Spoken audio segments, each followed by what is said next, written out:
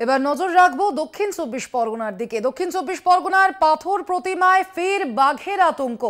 একাধিক এলাকায় বাঘের ছাপ পাওয়া গিয়েছে, আতঙ্কিত এলাকাবাসীরা। দক্ষিণ চব্বিশ পরগনার পাথর প্রতিমায় বাঘের আতঙ্ক, একাধিক এলাকায় বাঘের ছাপ পাওয়া গিয়েছে। বাঘের গর্জনে আতঙ্কে গ্রামবাসীরা।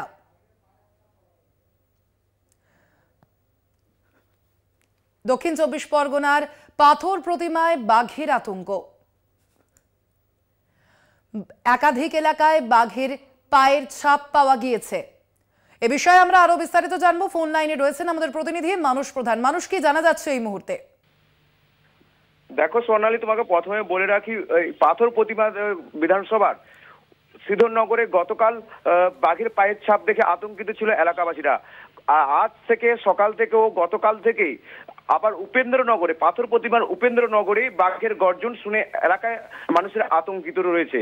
এর পাশাপাশি বলে রাখি, বন দপ্তরের কর্মীরা ও গোবর্ধনপুর কোস্টাল থানার পুলিশ এসে পৌঁছায়, এমনকি জঙ্গলটিকে জাল দিয়ে ঘিরে রাখে যাতে এই বাঘ যেন লোকালয়ে না ঢুকে যেতে পারে। কিন্তু লোকালয়ে ঢুকে গেছে। কিন্তু এই বন দপ্তর সূত্রে জানা গেছে 2 মাস আগে এই যে বাঘ ধনচি জঙ্গল রয়েছে পাশে, গোবর্ধনপুর কোস্টাল থানার যে অন্তর্গত একটু গোবর্ধনপুরের পাশেই হচ্ছে ধনচি জঙ্গল। সেই ধনচি জঙ্গল থেকে 2 মাস আগে এই লোকালয়ে ইন্দ্রপুরে বাঘ দেখা দিয়েছিল। সেই বাঘ কি এখনো রয়ে গেছে এমনটি অনুমান করছে বন দপ্তরের আধিকারিকরা।